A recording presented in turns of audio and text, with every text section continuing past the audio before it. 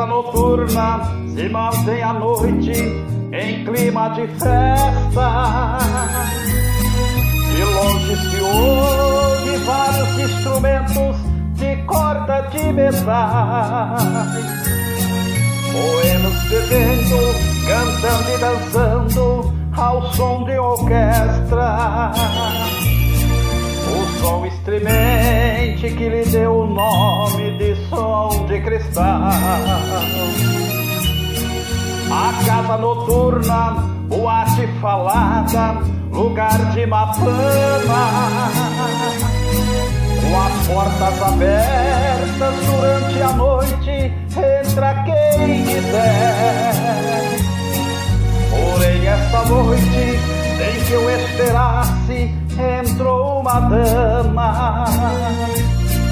Fiquei abismado, porque se tratava da minha mulher.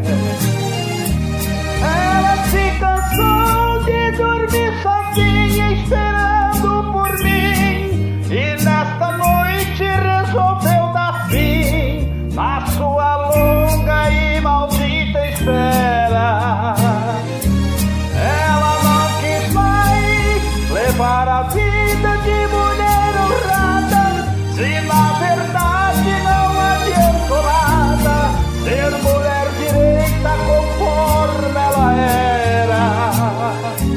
Ela decidiu abandonar o papel de esposa para viver entre as mariposas que fazem ponto naquele local.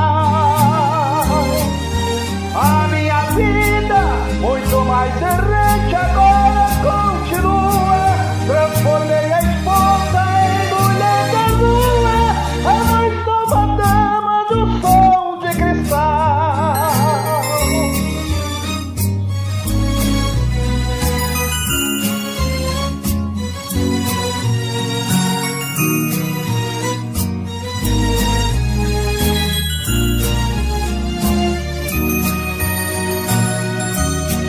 A casa noturna, boate falada, lugar de má fama, com as portas abertas durante a noite, entra quem quiser. Porém esta noite, sem que eu esperasse, entrou uma dama. Fiquei abismado, porque se tratava da minha mulher. Ela se cansou de dormir sozinha esperando por mim, e nesta noite resolveu dar fim na sua longa e maldita espera. Ela não quis mais levar a vida de mulher honrada, se na verdade não adiantou nada ser mulher direita conforme ela era.